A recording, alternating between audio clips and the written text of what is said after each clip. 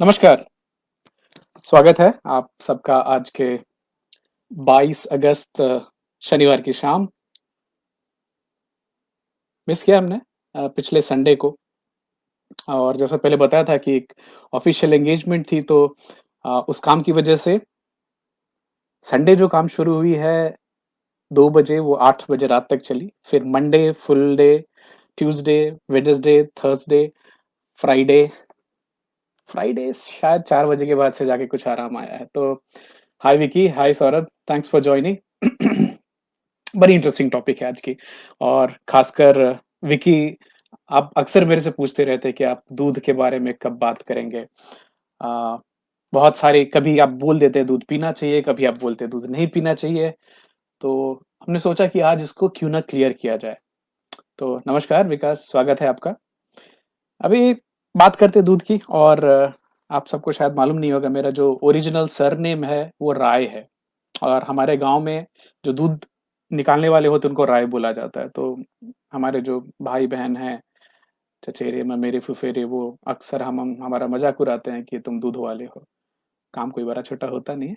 But anyway अभी देखिए दूध जो है इसको हमने बात की थी जब भी हम वैदिक फूड की बात कर रहे थे तो दूध को गोरस कहा गया है। दूध वर्ग में जितनी भी चीज़ें आती है, गोरस अभी उसमें खासकर मैं क्विकली आपको बताना चाहूँगा कि चरक संहिता के हिसाब से जो कि हज़ारों साल पुरानी है, उसके हिसाब से दूध गाय के दूध की क्या-क्या प्रॉपर्टीज़ बताई गई हैं।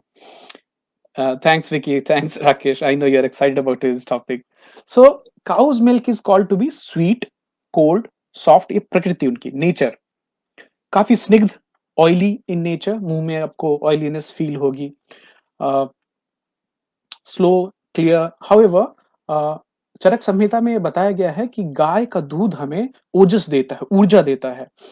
स्वास्थ्य के लिए अच्छा है और हमारी पूरी बॉडी को रिजुविनेट करता है। तो अगर आप बीमार हैं, आपको जल्दी ठीक होने में गाय की दूध मदद करेगी, ये कहती है चरक संहिता। राजीव जी बोल रहे हैं बट सारे राय दूध वाले नहीं होते। हाँ, सही बात है उसमें एक ऐश्वर्या राय भी होती हैं, जो बिल्कुल दूध वाली नहीं लगती हैं। और कर्ड, तो दूध की हमने बात कर ली और कर्ड में दही जो चरक संहिता के हिसाब से इसको एपेटाइज़र बताया गया है, इसको एफ्रोडीज़ियक बताया गया है। पचने के बाद खट्टा होता है। वात प्रकृति के जो लोग हैं उनमें वात कम करता है। इसको काफ़ी शुभ माना जाता है तो हमारे हर पूजा में अभी एक पूजा से आ रहा हूँ आज हमारे यहाँ चौथी चाँद होती है, चकचंदा बोलते हैं तो अभी वो संपन्न हुई है मम्मी-पापा के साथ से आ रहा हूँ तो उसमें भी दही को हाथ में लेके हमने भगवान को प्रणाम किया, चंद्रमा को प्रणाम किया आज, हालाँकि देखना नहीं होता है।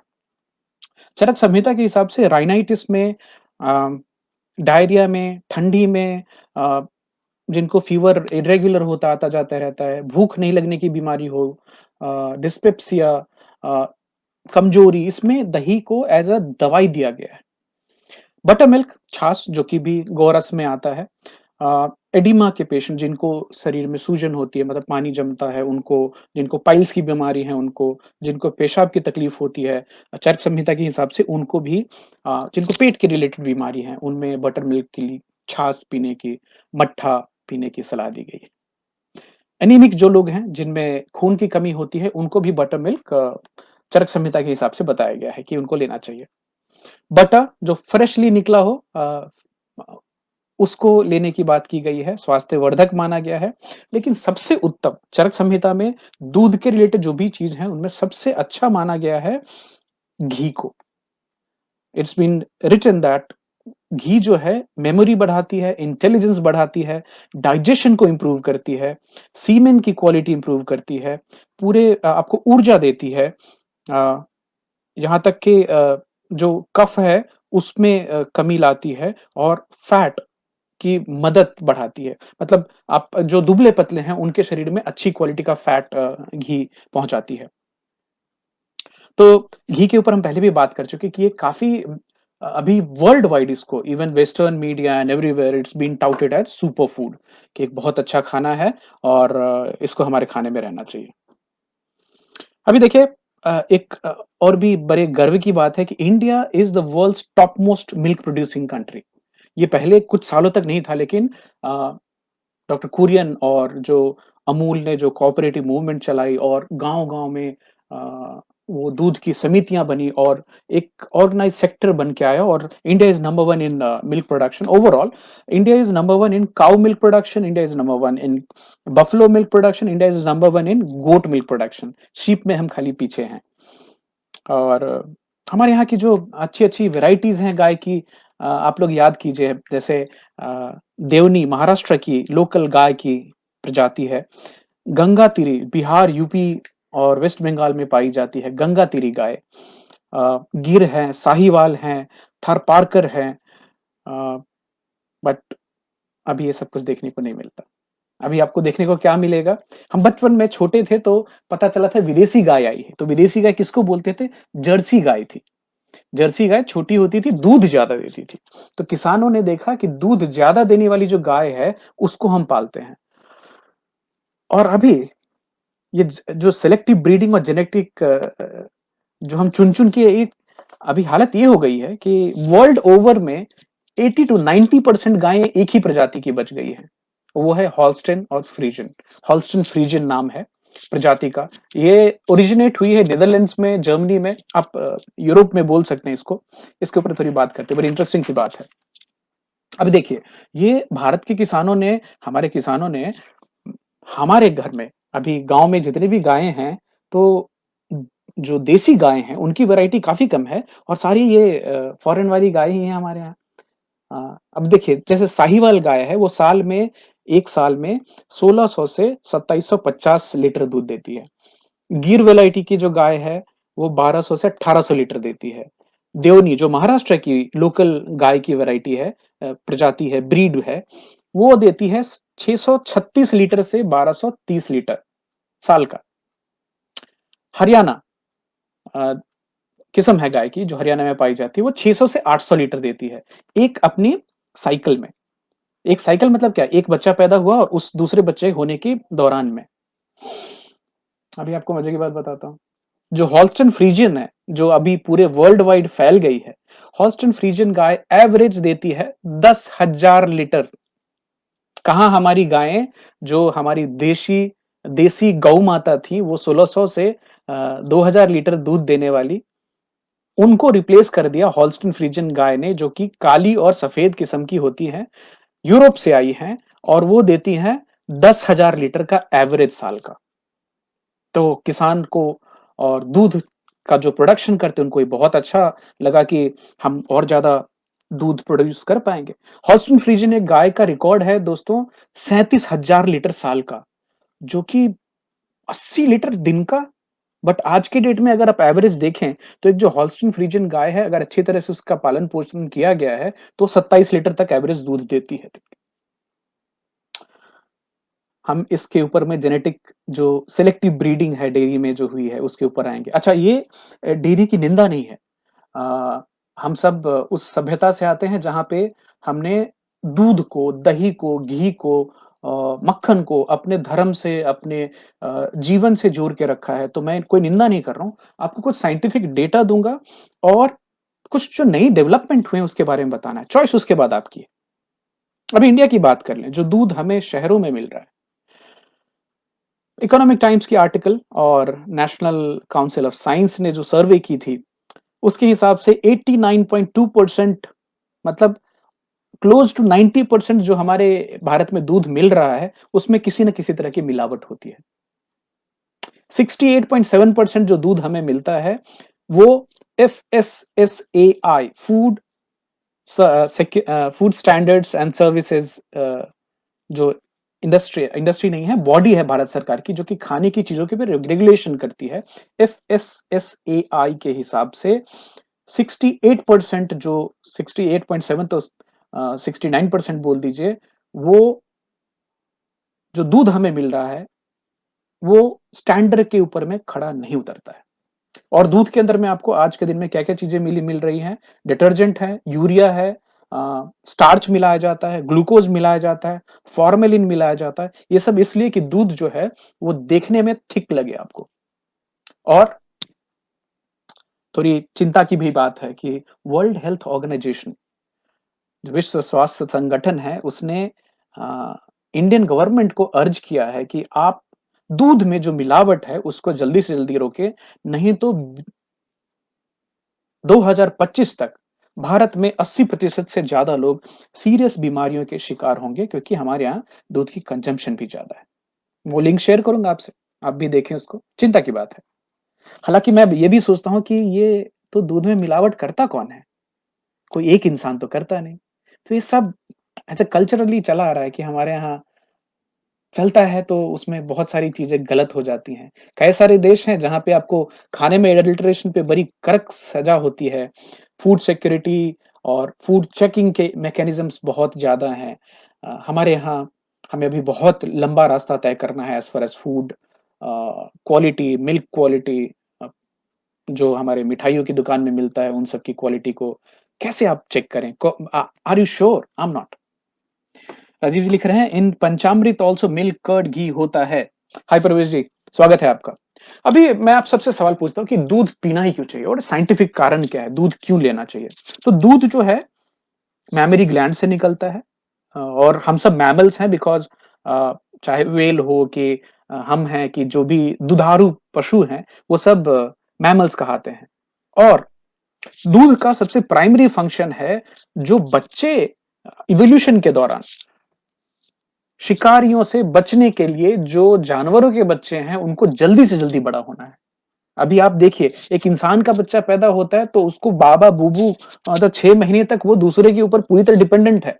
लेकिन एक गाय का बच्चा, एक हिरन का बच्चा, वो जैसे पैदा होते हैं वो खड़ा होकर के उनको चलना होता है, क्योंकि माँ उठा के उनको नहीं भाग सकती जब भी शेर पीछे आता है तो। तो प्रकृति ने दूध को इस तरह से बनाया कि वो छोटे जानवरों को जल्दी से जल्दी बड़ा कर सके, जिससे कि वो अपनी जान बचा सके, जिससे वो भाग सके। बेसिकली दूध सारे इसेंशियल न्यूट्रिएंट्स अपने अंदर में समाहित करके रहता है। दूध को आप ग्रोथ प्रोमोटिंग फैक्टर बोल सकते हैं, नेचुरल, जो कि नेचुरली दूध में पाया जाता है, क्योंकि एक जो बछड़ा है जिसके लिए गाय दूध देती है या जो भैंस दूध देती है, वो हर वीक में उनका कई किलो में वजन बढ़ता है। हमारा आपका वजन स्लो बढ़ता है, बट आप एक गाय के बछड़े का वजन बढ़ना देखें, एक भैंस के बछड़े का वजन बढ़ना देखें, आप आश्चर्यचकित हो जाएंगे। तो ये तो होगी नेचुरल ग्रोथ फैक्टर्स की जो हम बात कर रहे थे। अभी एक और चीज याद दिलाना चाहूंगा, तो ये तो नेचुरल ग्रोथ फैक्टर जाने दीजिए, अभी ऊपर से और भी चीजें ऐड हो रही हैं, जैसे एस्ट्रोजन एंड प्रोजेस्टिन। क्यों? क्योंकि गाय जो है अभी लगातार प्रेग्नेंट रहती है। गाय जो है, जैसे ही उनका एक बच्चा डिलीवर हुआ और उन्होंने दूध देना चालू किया, और जब तक वो चलता रहता है उसी बीच में बच्चे को दूध पिला रहे हैं, तभी तक उनकी दूसरी प्रेगनेंसी का साइकिल चालू हो जाता है। तो वो जो हार्मोन्स हैं, जो प्रेगनेंसी वाले हार्मोन्स हैं, वो दूध में प्रचुर मात्रा में आ गए हैं। अच्छा बुरा अब आगे देखते हैं। चेतन शेट्टी जी लिख रहे हैं, do you suggest lion date syrup with milk? Chetan थोड़ी देर रुक जाइए, शायद आप इसके बारे में सोचकर विचार करेंगे और फिर हम उसके ऊपर में आएंगे वापस। तो देखिए, अभी गाय को लगातार दूध निकाला जाता है और उनको टाइम टू टाइम प्रेग्नेंट रखा जाता है, तो अ, इसके बारे में और डिटेल में बात करते हैं। एक और चीज देखी गई कि जो बच्चे बचपन में दूध पीते हैं ज्यादा, 2 से 3 ग्लास, 2 ग्लास, 3 ग्लास, उनका हाइट बढ़ जाता है। हालांकि ये फायदेमंद है, नुकसानदेह है, आगे बात करेंगे इसकी। बच्चों का हाइट ज्यादा बढ़ जाना। दूध को हमेशा से बोन हेल्थ के साथ जोड़ के देखा गया है कि आप दूध पिएंगे तो आपकी हड्डियां मजबूत होंगी। कैल्शियम बहुत इंपॉर्टेंट है, कैल्शियम आपको बहुत सारा लेना चाहिए। और ये कैल्शियम का जो पैमाना है ना, कहां कहां किस जगह पे कैल्शियम कितना लेना चाहिए, बड़ा ही डिफरेंट है। यूएसए में कैल्शियम के लिए डेली रिकमेंडेशन है वो 1000 मिलीग्राम से 1300 मिलीग्राम पर डे। तो वहां की तो सरकार बोलती है कि एक हर इंसान को दिन में 3 ग्लास दूध पीना है, मतलब सुबह दोपहर शाम एक एक ग्लास दूध पीना है। हालांकि साइंटिस्ट जो हैं अभी, डॉक्टर रॉबर्ट लुडविग हैं, जिन्होंने 100 से ज्यादा स्टडीज को देख के बताया है अभी कि ऐसा कुछ नहीं है। दूध का कैल्शियम एब्जॉर्प्शन और कैल्शियम आपने जमा कर लिया और बाद में बैंक की तरह काम करेगा, ऐसा कुछ नहीं, साइंटिफिकली प्रूवन। अभी देखिए, वर्ल्ड हेल्थ ऑर्गेनाइजेशन कितना बोलती है, अमेरिकन गवर्नमेंट बोल रही है कि 1000 से 1300 मिलीग्राम आपको दिन का हर इंसान को कैल्शियम मिलना चाहिए। भारत सरकार क्या बोलती है? भारत सरकार बोलती है, ICMR, Indian council medical research says that average Indian should be taking 600 milligram of dietary calcium daily, 600 milligram. हमारा 600, उनका 1300। हाँ, जो प्रेग्नेंट लेडीज हैं उनको 1200 मिलीग्राम पर दिन, क्योंकि बच्चा बड़ा हो रहा है अंदर। वर्ल्ड हेल्थ ऑर्गेनाइजेशन वो बोलते हैं 500 मिलीग्राम ठीक ठाक है, क्योंकि उनको पूरी दुनिया देखनी होती है ना, तो हर जगह तो दूध और हर जगह बाकी चीजें अवेलेबल नहीं है, तो उनका रिकमेंडेशन है 500 मिलीग्राम पर डे। बात बहुत इंटरेस्टिंग होती जा रही है, साथ में रहिएगा। तो बचपन से आपको मुझे सबको बताया गया कि दूध जो है ये आपकी बोन को बहुत स्ट्रांग करता है। दुनिया में सबसे ज्यादा दूध कंजम्पशन करने वाले कंट्रीज में नाम है स्वीडन का, आयरलैंड का, नीदरलैंड का। स्वीडन में दूध की कंजम्पशन बहुत ज्यादा है। स्वीडन में लोगों के हिप फ्रैक्चर की जो केसेस है वो भी बहुत ज्यादा है। अब आपको ये चिंताजनक बात लग रही होगी, ज्यादा दूध पीने वाले लोगों में ज्यादा हड्डी क्यों टूटनी चाहिए? दूध से तो हड्डियां मजबूत होती हैं। नहीं, हम एक और छोटी सी बात करते हैं। जैसे भारत में जो हम दुनिया के सबसे बड़े दूध प्रोड्यूस करने वाले कंट्री हैं, हमारे यहाँ एवरेज पर कैपिटा कंजम्पशन, मतलब एक इंसान के ऊपर में साल में 40 लीटर का एवरेज आता है, कि हम 40 लीटर दूध कंज्यूम करते हैं। सब नहीं, ये तो एवरेज है, 130 करोड़ भारतीयों में बांट के ये एवरेज आया है। आयरलैंड में और स्वीडन में ये है 136 लीटर। कहां हमारा 40 लीटर, कहां उनका 136 लीटर। तो ह्यूजली मल्टीपल टाइम्स ज्यादा दूध कंजम्पशन करते हैं स्वीडन में और आयरलैंड में। और वहां पे जहां ज्यादा दूध की कंजम्पशन है, वहां पे हड्डियों में फ्रैक्चर ज्यादा देखा गया है। तो ज्यादा दूध बचपन में पिया और खूब अच्छी हाइट बढ़ गई, खतरा है। जैसे जैसे आपकी हाइट ज्यादा बढ़ती है बुढ़ापे में, वैसे लोगों के, लंबे लोगों के गिरकर फ्रैक्चर होने के चांसेस ज्यादा बढ़ जाते हैं। तो अब बताइए, बचपन में ज्यादा दूध पी करके हाइट बढ़ा लेने से आपको आगे खतरा बढ़ जाता है। एक बड़ी इंटरेस्टिंग सी चीज है दूध और फैट। तो एक पूरी रिवोल्यूशन चली कि दूध को है ना फैट फ्री होना चाहिए, फैट हमारे लिए सही नहीं है। और आप सबने भी ऐसा सुना होगा, तो जरूर बताइएगा कि फैट के बारे में क्या क्या भ्रांतियां फैली। एक्चुअली स्टडीज में देखा गया है कि जहां भी जो लोग लो फैट मिल्क कंज्यूम करते हैं, उनमें मोटापा ज्यादा बढ़ता है। और जो लोग फुल फैट दूध का इस्तेमाल करते हैं, उनमें मोटापा कम होता है। I repeat again, full fat milk से आपके शरीर में मोटापा कम होता है, लो फैट मिल्क से मोटापा ज्यादा होता है। इंटरेस्टिंग बात है। मिल्क को हार्ट डिसीज के साथ भी जोड़कर कई जगह देखा गया और बताया गया है, बट उस पर काफी साइंटिफिक डेटा नहीं है, तो मैं उसके बारे में बात नहीं करूंगा। मिल्क और कैंसर का कोरिलेशन है कुछ कैंसर्स में। जैसे मर्द में प्रोस्टेट कैंसर, ज्यादा मिल्क कंजम्पशन करने वाले जगहों में मर्दों में प्रोस्टेट कैंसर देखी गई है ज्यादा, जिस एरिया में ज्यादा दूध का कंजम्पशन होता है। और औरतों में इंडोमेट्रियल कैंसर देखी गई है in the high milk consuming countries. Rajiv ji बोल रहे हैं कमर झुकने का भी खतरा रहता है। जी बिल्कुल। तो जैसे आप ग्रेविटी से लड़ाई कर रहे हैं, आप जितना लंबे हो गए तो आप गुरुत्वाकर्षण को ही चैलेंज करते हैं, तो झुकाता है। अच्छा देखिए, जब एक गांव में हमारे दूध होता था, तो एक अलग सिस्टम थी। अभी दूध कहां से आ रहा है हमारे पास? दूध आता है हमारे पास फैक्ट्रीज से। तो आपने पेस्चराइजेशन सुना होगा। पेस्चराइजेशन क्या है? तो एक छोटा सा बैकग्राउंड देना चाहूंगा आपको। लुई पैस्चर 1863 में एक केमिस्ट थे, और वाइन फैक्ट्री में वो काम करते थे, और वहां पे देख रहे थे कि जो वाइन बनकर आती है और उसको वाइन को एज किया जाता है ना, कि जितनी पुरानी होगी तो उतनी अच्छी शराब होगी, वो खराब हो जाती थी। तो उनकी रिसर्च करते करते उन्होंने देखा कि अगर मैं वाइन को 50 से 60 डिग्री तक थोड़ा गर्म करके रखूं, और ज्यादा मतलब खौलाना नहीं है, 50 से 60 डिग्री, 100 डिग्री पे पानी खौलने लगता है, तो उसके अंदर में माइक्रोब्स मर जाते हैं, और वाइन अगर आप एज करें तो भी उसकी फ्रेशनेस रहती है और सड़ता नहीं है। तो यही उन्होंने प्रक्रिया फिर ट्राई की दूध के ऊपर भी, और देखा कि हाँ, दूध के भी माइक्रोब्स मर जाते हैं। सो लीजिए, ये हुआ था 1863 में। 1880 में जर्मनी में पेस्चराइजेशन के लिए मशीन बनना चालू हो गई। अब इसमें पेस्चराइजेशन में अभी करते क्या है, 72 डिग्री सेंटीग्रेड पे दूध को 15 सेकंड तक के लिए एक्सपोज करते हैं, पतली पाइप से दौड़ाते हैं।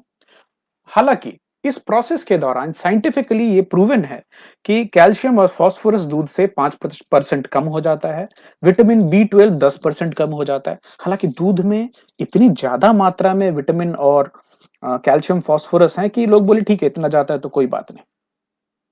हालांकि ये पेस्चराइजेशन से जो केमिकल नेचर, आई मीन जो प्रोटीन की स्ट्रक्चर है, वो चेंज होती है, प्रोटीन कोगुलेट होता है।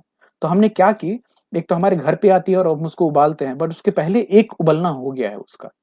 उबला नहीं है, हीट एक्सपोज़र हुई है। तो कहीं न कहीं प्रोटीन जो है वो डीनेचर हुआ है, उसकी प्रकृति चेंज हुई है थोड़ी। चलिए, ये तो हो गई बात पाश्चराइज़ेशन की। अब इंटरेस्टिंग चीज़ ये आई है कि जब से पाश्चराइज़ेशन की कल्चर हुई है, तब से एलर्जिक जो बीमारियाँ हैं, उनका चलन बहुत बढ़ा है। इनफैक्ट अमेरिका में नंबर 1 एलर्जिक चीज़ों में दूध को माना गया है क्योंकि पाश्चराइज़ेशन के बाद जो पहले था उसमें इतना नहीं देखा गया था, पहले डेटा भी नहीं होगी। एक और चीज़ की जाती है दूध के साथ जो शायद आप लोग पैकेट पे पढ़ते होंगे, होमोजेनाइज़्ड मिल्क। अब होमोजेनाइज़्ड मतलब क्या होता है? तो अगर मान लीजिए आप गाँव का अपना समय याद करेंगे तो गाँव में जो ग्वाला होते थे वो अगर मान लीजिए दूध को एक कैन में डाला और साइकिल पे चला के लेके गए, तो दूध में क्या है? दूध में पानी है और तेल है जो फैट होता है। अब the nature of water is to come down, nature of fat is to come up. तो जो फैट है वो क्या होता था, वो ऊपर झाग बन जाता था, फोम बन जाता था, बटर के जैसा जमा हो जाता था। तो ये अगर आपको शेल्फ पे दुकान में रखी हुई दूध में पता चला कि पानी नीचे जमा है और दूध फैट ऊपर जमा है तो देखने में अच्छा नहीं लगता था। तो उसके लिए एक प्रोसेस चालू की गई जिसको बोलते हैं होमोजेनाइजेशन।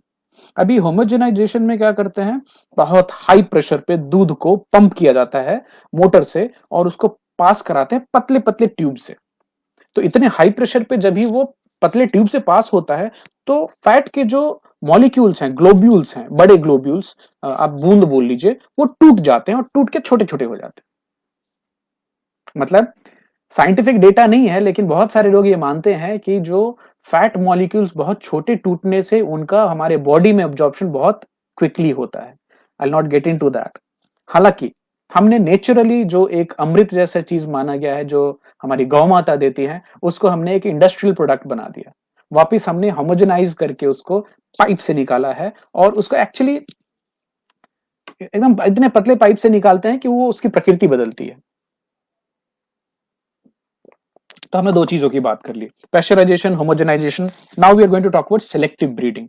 सेलेक्टिव ब्रीडिंग मतलब जो अभी थोड़ी देर पहले मैंने आपको बोला कि अभी वर्ल्ड वाइड 90% जो गाय हैं वो होल्स्टीन फ्रीजियन जाति की होती हैं।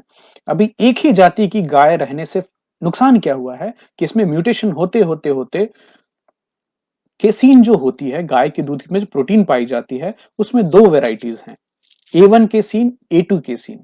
होल्स्टीन फ्रीजियन गाय में A1 केसीन पाई जाती है जो कि बीटा केसीन टाइप की होती है। उस अब हमारे जो ओरिजिनल जो हमारी गाय थी इंडियन गौ माता जिनको आपने सफेद वाली या काली वाली या फिर एक ब्राउन कलर की गाय गांव में देखते थे जो कम दूध देती थी, जिसको बांधा नहीं जाता था, जो खुली रहती थी, गांव में चर के आती थी। कृष्ण के साथ जिसकी फोटो आप देखते हैं, कृष्ण को आपने हॉल्स्टीन फ्रीजियन के साथ कभी नहीं देखा होगा। हमारा भद्दा भी लगेगा हॉल्स्टीन फ्रीजियन के साथ कन्हैया बांसुरी बजाते हुए।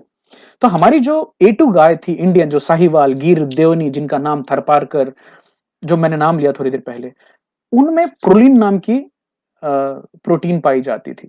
अभी ये क्या हुआ है, ये जो हॉल्स्टीन फ्रीजियन जो गायें हैं, इनमें वो प्रोलीन कन्वर्ट होके हिस्टाडिन बन गई है, म्यूटेट होते-होते। अभी histidine is known to be causing a lot of allergic reactions. यहां तक कि बहुत सारे लोग हिस्टाडिन के अगेंस्ट में एंटीबॉडीज बनाते हैं। तो आप दूध पी और आपका शरीर उसको उससे लड़ना चालू कर देता है। अभी अ, ये जो एंटीबॉडीज जिन लोगों ने बनाना चालू कर दिया है और अगर ये संख्या, ये मात्रा एंटीबॉडीज की ज्यादा बन रही है, तो बहुत ज्यादा cases of autism, brain disorder, schizophrenia देखी गई है। ये म्यूटेशन हुआ क्यों? आपने हम सब ने मिलके क्या किया है, एक सिलेक्टिव किस्म की गाय को, एक प्रजाति को पूरी दुनिया में फैला दिया है। और आप जानेंगे कि डाइवर्सिटी जो है, जो नेचर के साथ खिलवाड़ है, वो घूम फिर कर हमें कभी न कभी धक्का देती है। जो जानवर के, जंगल के जानवर हैं, अगर आप उनको और उनमें रहने वाले वायरसेस को वहीं नहीं रहने देंगे, तो वो जानवरों से निकल के इंसान में आते हैं, जो अभी कोविड चल रही है।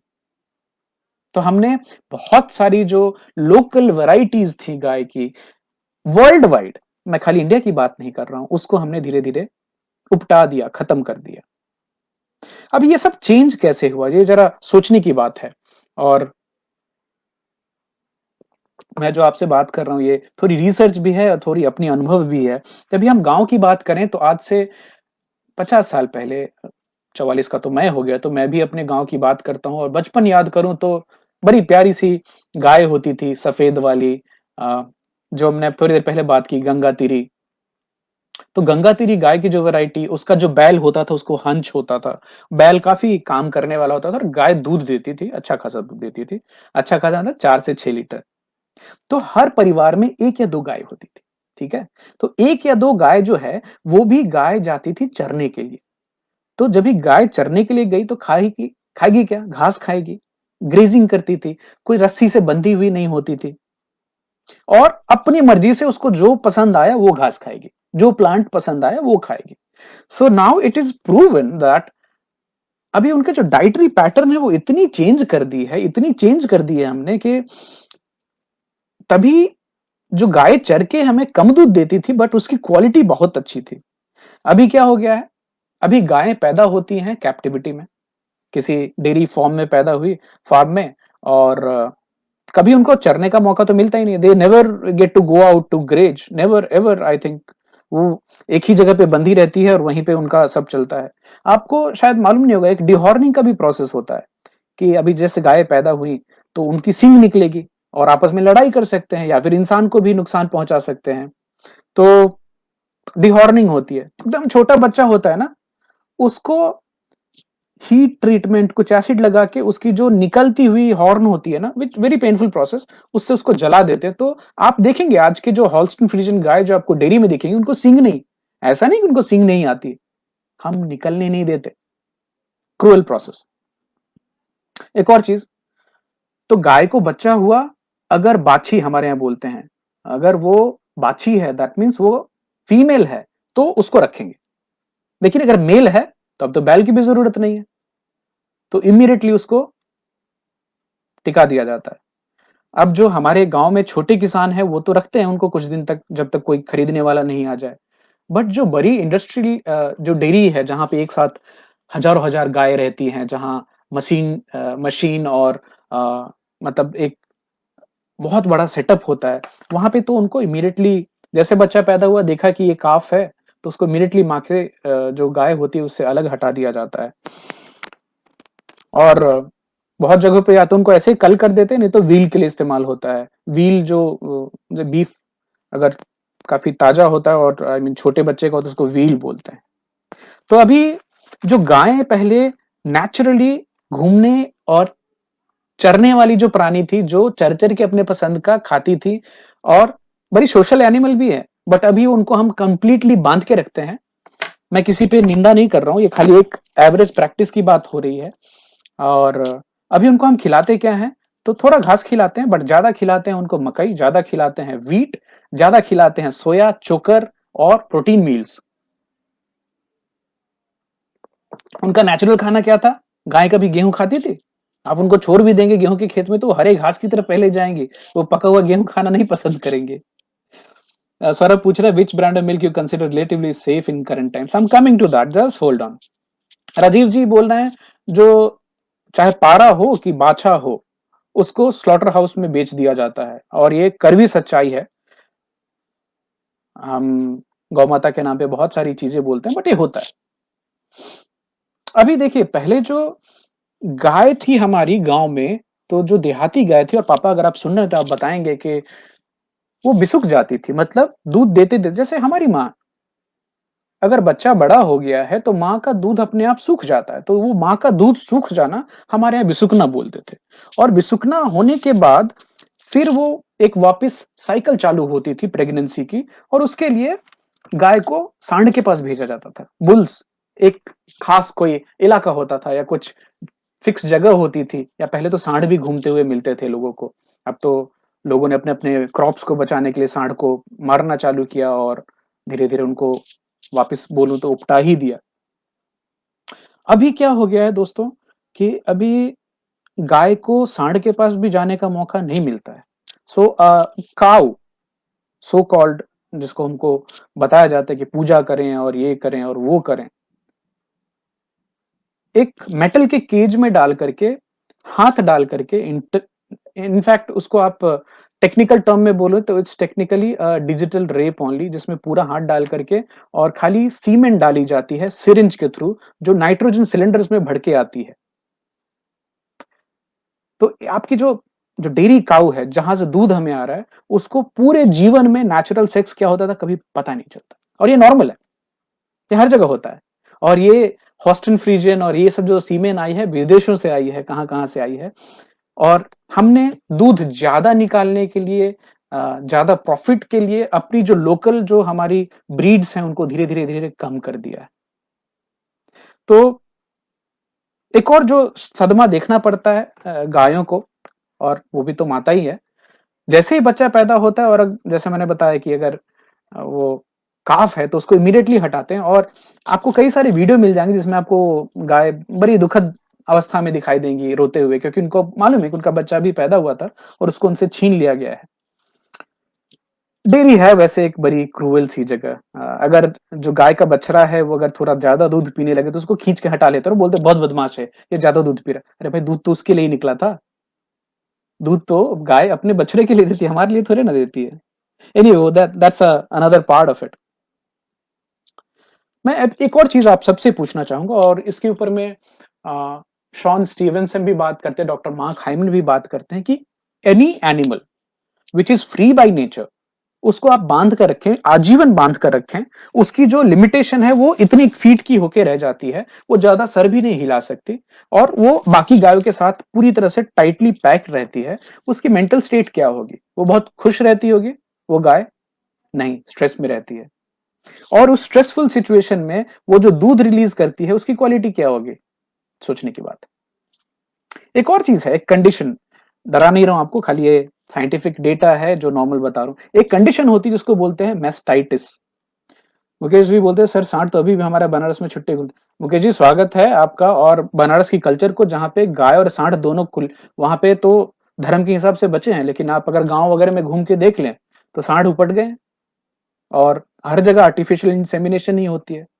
कुछ ट्रेन डॉक्टर हैं, कुछ अनट्रेन्ड लोग भी करते हैं, और पैसे बनते हैं उसमें अच्छे खासे। मेस्टाइटिस की बात करते हैं। मेस्टाइटिस इज जब भी गाय के थन में सूजन आती है, जो निपल्स हैं उसमें, बिकॉज इन्फेक्शन होता है, कि बिकॉज हाइजीनिक कंडीशन नहीं है। वो जब भी, अब इतनी ज्यादा संख्या हो जाती है कि हर समय गोबर हटाना भी पॉसिबल नहीं होता, तो गाय अपने गोबर में ही बैठ जाती है और इन्फेक्शंस होते हैं उसमें। Mastitis is one of the most common infection, जिसमें कि खून भी निकलता है, पस निकलता है। मुझे एक किसान बता दें आप, एक कोई डेयरी फार्म वाला जो आपको बोले कि आज दूध नहीं दूंगा, हम मेरी गाय को मेस्टाइटिस हो गई ना, कंटिन्यूसली चालू रहता है। हमने जिस तरह से सिलेक्टिवली गायों को ब्रीड किया है, जिस तरह से गायों की हमने सिलेक्टिव ब्रीडिंग करी है, उनका जो मिल्क कैपेसिटी है वो बढ़ाते बढ़ाते बढ़ाते इतना कर दिया है कि वो खुद से अपना बोझ नहीं उठा पाती। और ज्यादातर गायों को, जिनको हम गौ माता बोलते हैं, उनको अर्थराइटिस होती है। Throughout their life they are in a very very painful situation. अब वो जानवर है, बोल नहीं सकते, तो हालांकि जो बायोप्सी होती है, जो साइंटिस्ट है वो बताते हैं उनको। बिल्कुल सही बोला आप, थनेल बोलते हैं उसको। तो राजीव जी बताइएगा, थनेल के समय में कौन सा किसान होता है जो कि बोलता है कि आज मैं दूध नहीं बेचूंगा क्योंकि इसमें पस भी हो सकता है, इसमें खून भी हो सकता है? कोई नहीं करता। बहुत सारी गायों में कैंसर होता है, जो आपको कभी समझ नहीं आएगा, आपको कभी पता नहीं चलेगा। लेकिन ये सब सिलेक्टिव ब्रीडिंग का, और उनको जो उनका जो नेचुरल डाइट है उससे अलग करके आप उनको ऐसी चीजें खिलाते हैं जिससे आप उनसे ज्यादा दूध ले सकें। तो ये ऐसी हालत होगी जैसे चिकन्स की हालत हुई है। सिलेक्टिव ब्रीडिंग करते करते जो पहले जो मुर्गा था वो साल 1.5 साल में 2 किलो का होता था, अभी तो हम उसको 3 सप्ताह में 2 किलो का बना देते। लगातार खाओ, रात को सोने भी नहीं देते, लाइट लगा के रखते हैं, ऊपर से हार्मोन और एंटीबायोटिक के इंजेक्शन देते हैं कि जल्दी जल्दी वो मोटा हो जाए। बिल्कुल। तो राजीव जी, थनैला is basically infection, mastitis, inflammation of the nipples, so which is a condition in which the animal has fever also। और उसके लिए तो हम एंटीबायोटिक की बात पे आ रहे हैं, अभी रुकिएगा जरा। एक और चीज, मान लीजिए कोई बछड़ा है, जो बाछा है वो बच गया, और उसको बैल बनना है, तो बैल ऐसे थोड़ा बनता है। बचपन में ही कास्ट्रेशन कर दी जाती है, और वो भी क्या, एनेस्थीसिया देके? कुछ नहीं, वो वेटरनरी डॉक्टर आते हैं, वो हाथ में उनके सरसी होती है, आपने प्लायर्स देखे होंगे, वो प्लायर्स से टेस्टिकल्स को ऐसे क्रश कर देते हैं और जानवर को ऐसे पटक के रखते हैं, और बस हो गया। जिन लोगों ने क्रिकेट के दौरान, मुझे लगी है 1-2 बार, आपने भले कवर पहना हो लेकिन अगर बॉल आपके टेस्टिकल्स पे एक बार लग जाए और किस तरह का दर्द होता है, सांस कहाँ अटकती है, जान बच गई तो लाखों पाए वाला। हालाँकि बाकी लोग हँसते रहते हैं जब भी आपको चोट लगती है। और हम एक जीवित प्राणी का टेस्टिकल क्रश कर देते हैं बिना एनेस्थीसिया के, और ये नॉर्मल है।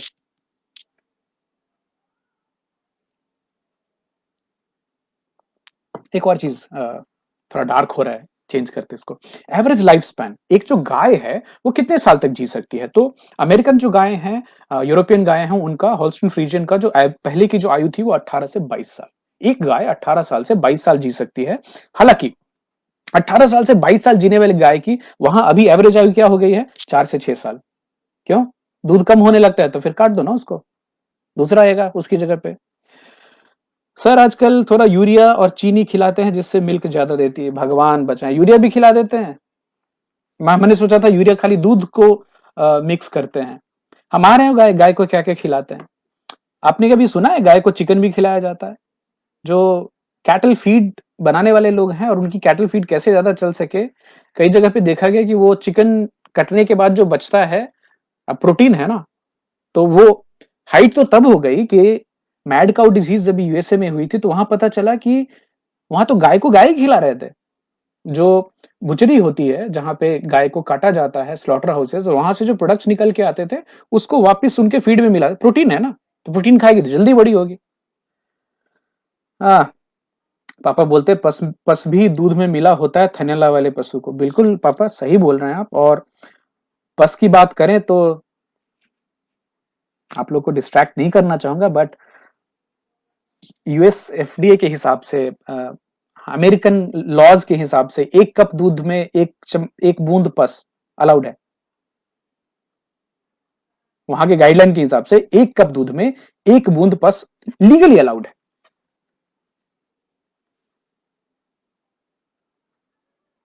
ओके, तो हम बात कर रहे थे एवरेज लाइफ स्पैन की, 18 से 22 साल, जो अभी घट के 4 से 6 साल हो गई। फिर मैंने सोचा इंडिया का देखते हैं। इंडिया में तो हमारी गायें ज़्यादा जीती थी।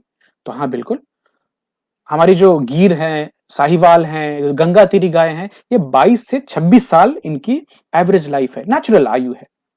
अभी कितनी? अभी कितनी? 6 से 8 साल। क्यों? जब ही गाय ने दूध देना कम किया। हुँ, अब ये देखिए, ख्याल आपको कराना चाहूँगा, ये मैं क्यों बोलता हूँ डेयरी क्रूएल्टी क्यों हो गई है इतनी ज़्यादा? जो गाय होती हैं, उनको कंट्रोल करना, अब ताकतवर जानवर है ना, तो उनके नाक में ऐसे एक रस्सी घुसा देते हैं पतली वाली, और वो उसको एक मोटे रस्से से बाँध के रखते हैं। वो किस लिए है कि जब भी बदमाशी गाय करेगी, तो उसको खींचेंगे तो उसको नाक में बहुत तेज़ तीव्र दर्द होता है, तो वो फिर सहम जाती है, डर जाती है। ये हमारा हम दिमाग से ज़्यादा तेज है ना, तो दूसरे जानवरों को कंट्रोल करना हमें अच्छी तरह से आता है।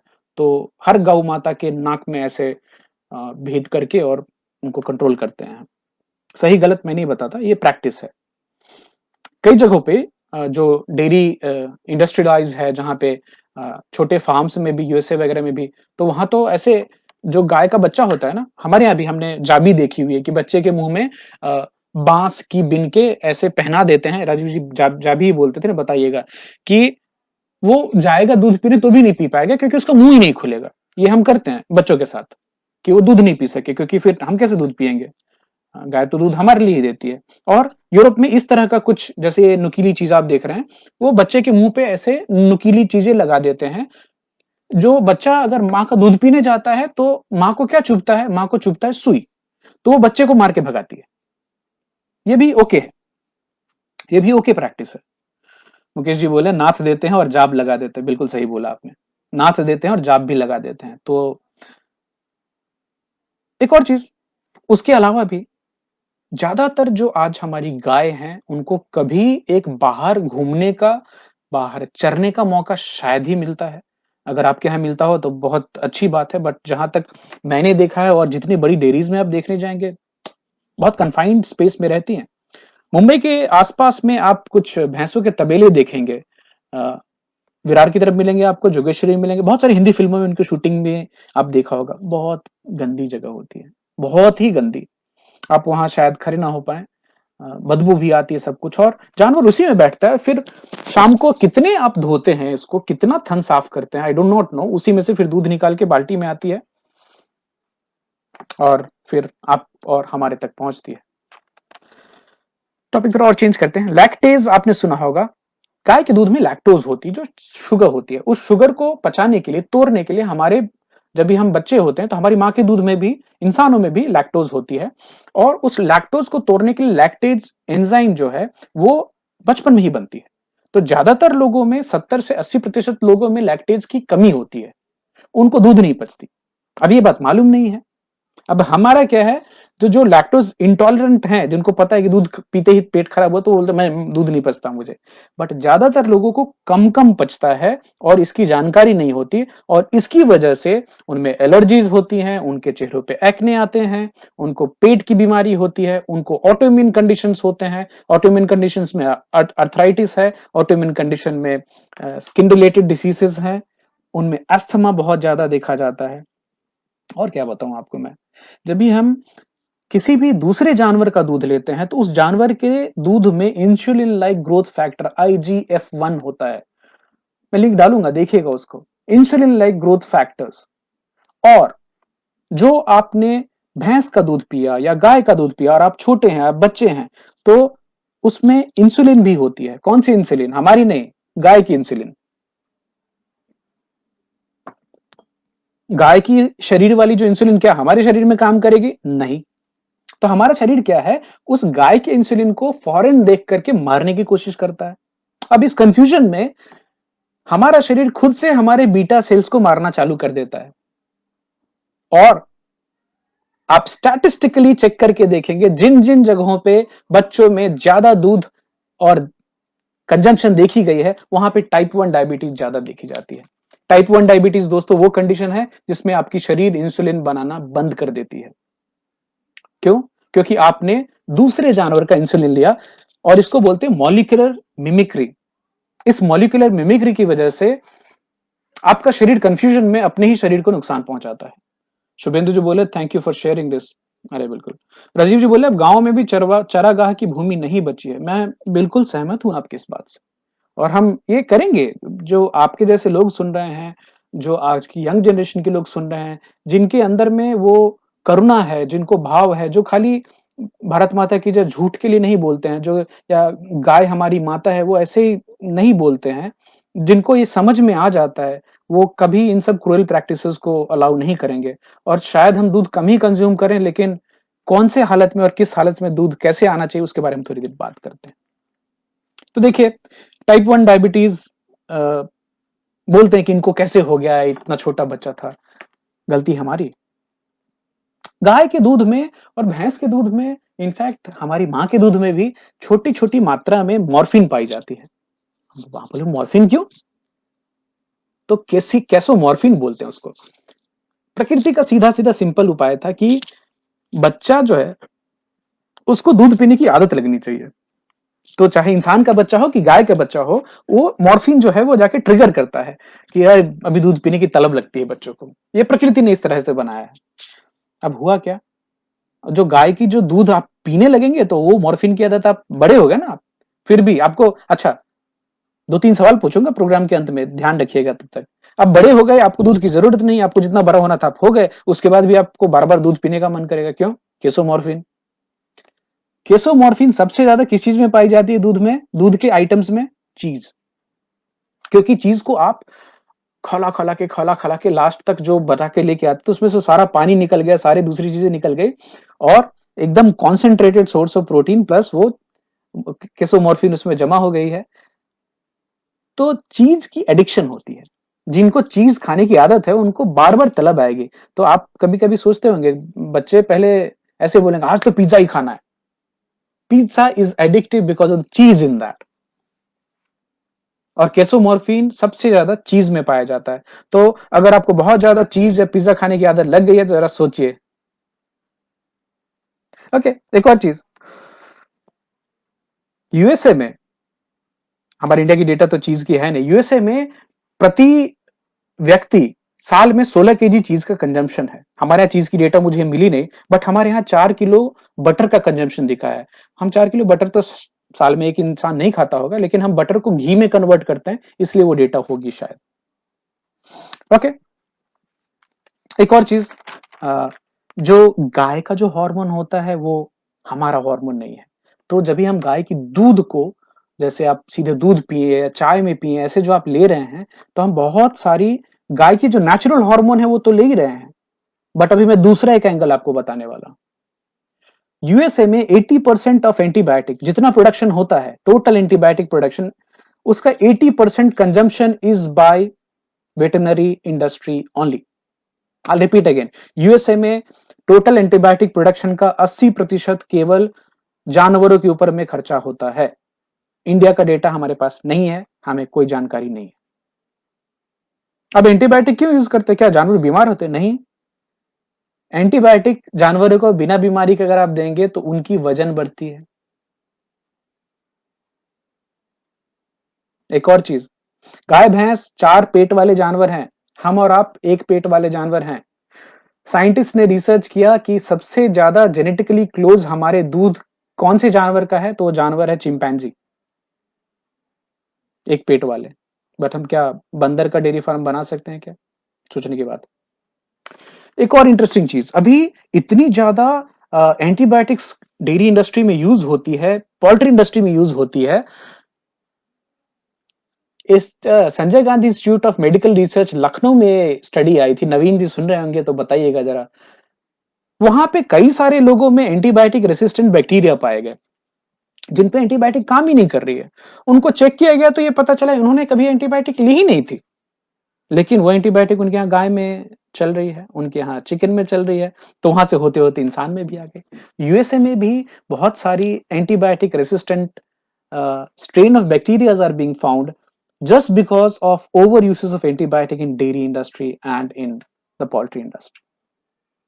ओके, अभी भारत की बात करें तो भारत में तो कई बार न्यूज में मैंने ये भी सुना है और पता भी चला है कि हमारे यहाँ तो ऑक्सीटोसिन जो इंजेक्शन होती है, जो दूध निकालने के लिए गाय को भैंस को दी जाती है ममता जी, गाय भैंस को जो ऑक्सीटोसिन हार्मोन की इंजेक्शन दी जाती है, वो लोगों ने कद्दू में देना चालू कर दिया कि कद्दू और बड़ा होगा।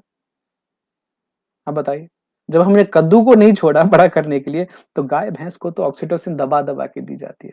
एक और पर्सनल चीज बताना चाहूंगा, मुझे याद है साल 98 99 में हमारे यहाँ भी एक गाय थी, उन उसका पारा मर गया था या पारी थी वो मर गई थी, और वो दूध देने में तकलीफ होती थी। तो बुझान बाबा थे और ऑक्सीटोसिन का डब्बा रखा रहता था इंजेक्शन का, रोज शाम को एक एम्पूल तोड़नी है, इंजेक्शन में भरना है और भैंस के पुट्ठे पे जाके ऐसा खट से मारना है।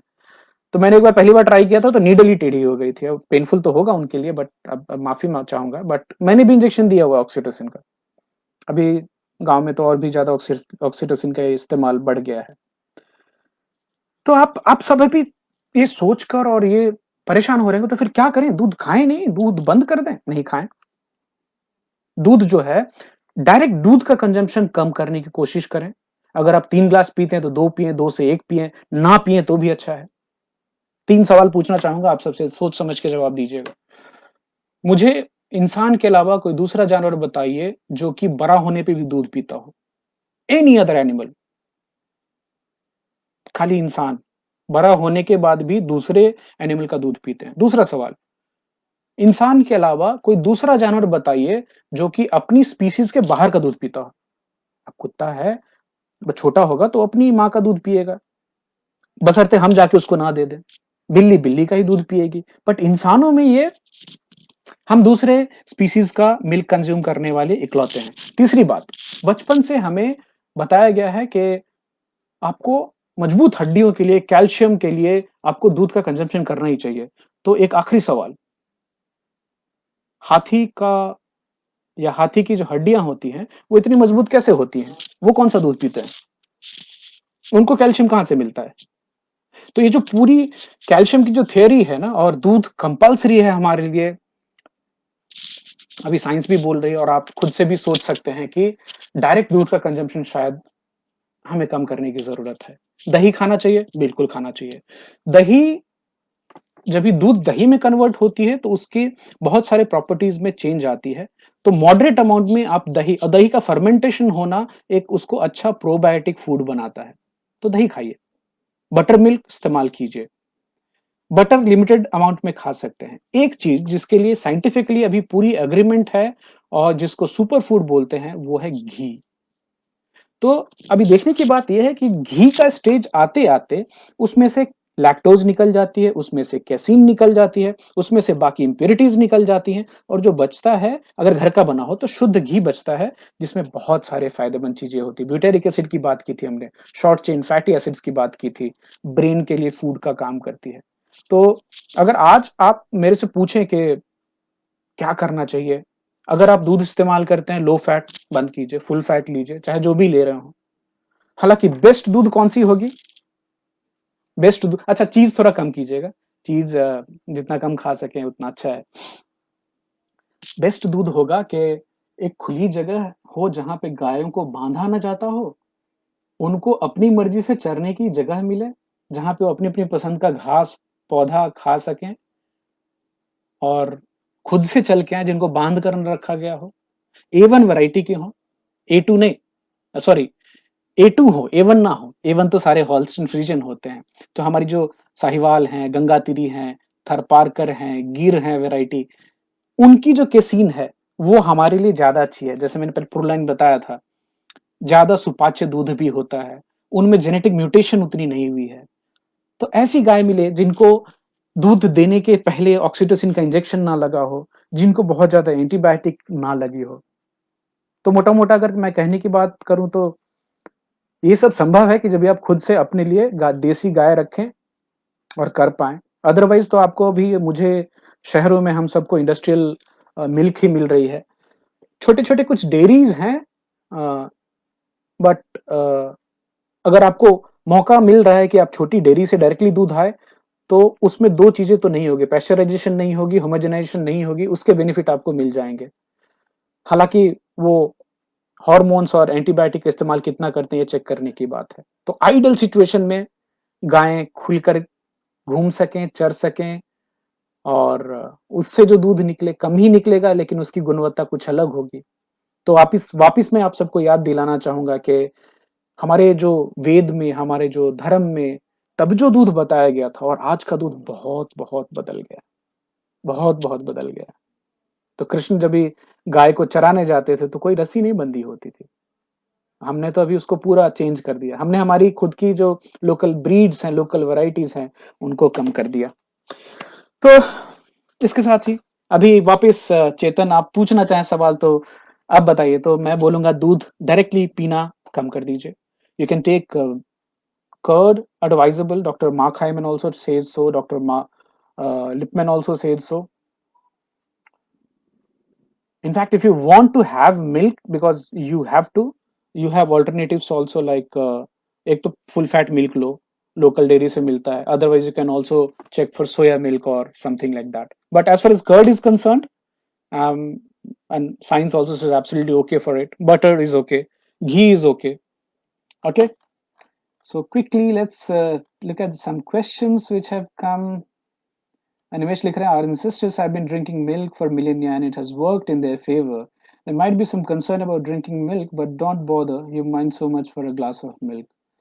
देख दोस्त, ये तो साइंस और डेटा की बात है, और जाते-जाते आपको बताना चाहूँगा कि there is another scientific study in which if somebody is having tumors and if you give casein, जो होता है गाय के प्रोटीन में पाया जाता है, if you give casein, the tumor growth increases. If you decrease the amount of casein, tumor growth decreases. So, and to add to that, insulin like growth factor. So, डराने की बात नहीं है, बट जो कुछ रिसर्च करी है, कुछ लोगों की संगत में हूँ, और जो साइंटिफिक चीज़ें निकल के आती है वो आपसे शेयर करता हूँ। तो उम्मीद करूँगा कि आप लोग खुद से और रिसर्च करें और भी निकालें। Oxytocin is banned here but used on large scale in dairy industry as well as for vegetables. Rajiv ji, मैं बिल्कुल सहमत हूँ और मुझे इस बात की जानकारी है, इसलिए मैं आपको बता रहा था कि बताएँ। वो कद्दू में लगा देते हैं ऑक्सीटोसिन की इंजेक्शन, बताइए यार। कैल्शियम के लिए घोंगा खाने को भी कहा जाता है राजीव जी, बिल्कुल, बढ़िया। कैल्शियम के लिए आप साग भी खा सकते हैं, साग में भी अच्छा-सा कैल्शियम का सोर्स मिलता है। Mushroom is good, no doubt you can use that, and Saurav, you were asking कि which variety of milk you would prefer. So if you could get antibiotic and hormone free milk locally, जो छोटे से किसान आपके निकाल कर दे सकें, that would be fantastic. If you're going for industrialized milk, go for a reputed brand, but go for full fat. हाँ? तो फैट कम करने की जरूरत नहीं है. Thank you so much for joining. I hope I didn't disappoint you on this topic, neither confused you. But there are a lot of sensitive issues and things which I wanted to share with you. Thank you so much. अभी तक साथ देने के लिए. कल मिलते हैं एक वापस इंटरेस्टिंग टॉपिक लेकर के. तब तक के लिए आप सबसे विदा चाहेंगे और एक बार वापस आप सबको चौथी चांद और चकचंदा की बहुत-बहुत बधाइयाँ. गणेश चतुर्थी की बधाइयाँ. गणेश जी आ गए हैं हमारे मुंबई में. थोड़े सबड्यूड अवतार में हैं, बट क्या करें, अभी का समय ही ऐसा है. चलिए कल मिलते हैं. Bye bye. Take care.